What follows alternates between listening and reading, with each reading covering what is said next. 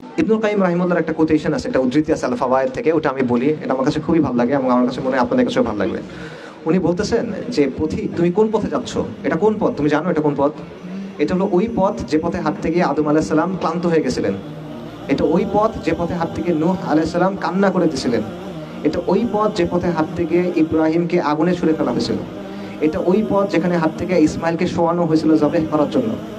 এটা ওই পথ যেটার জন্য সস্তা দামে বিক্রি করে দেওয়া হয়েছিল ইউসুফ আলাইহিস সালামকে, কারাগারে থাকতে হয়েছিল থেকে কয়েক বছর।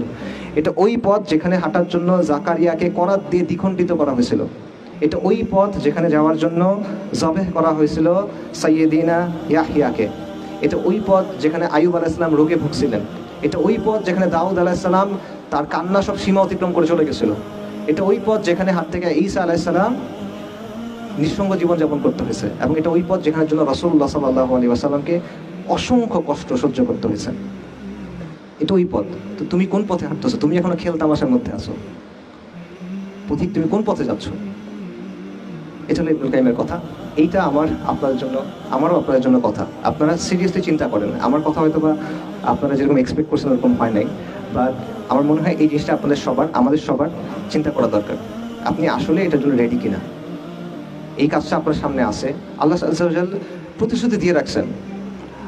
আল্লাহ কিছু প্রতিশ্রুতি দিয়ে রাখছেন, আল্লাহ কিছু কন্ডিশন সেট করে রাখছেন। আপনি যদি আল্লাহকে রাজি খুশি করাইতে পারেন, আল্লাহ আপনাকে বিজয় দিবেন। কিন্তু আপনি পারবেন কিনা? আপনার ওই সাহসটা আছে কিনা?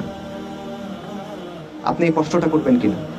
এটা চিন্তা করার দরকার আছে। নাকি এটা আপনি একটা পার্ট টাইম জিনিস হিসেবে করবেন? আসছেন, ঘুরছেন, কথা শুনছি, অটোগ্রাফ নিছি, সেলফি দিছি, বই তুলছি, মানে বই কিনছি, চলে গেছি, ভালো লাগছে, গেছি গা, এরকম কিনা?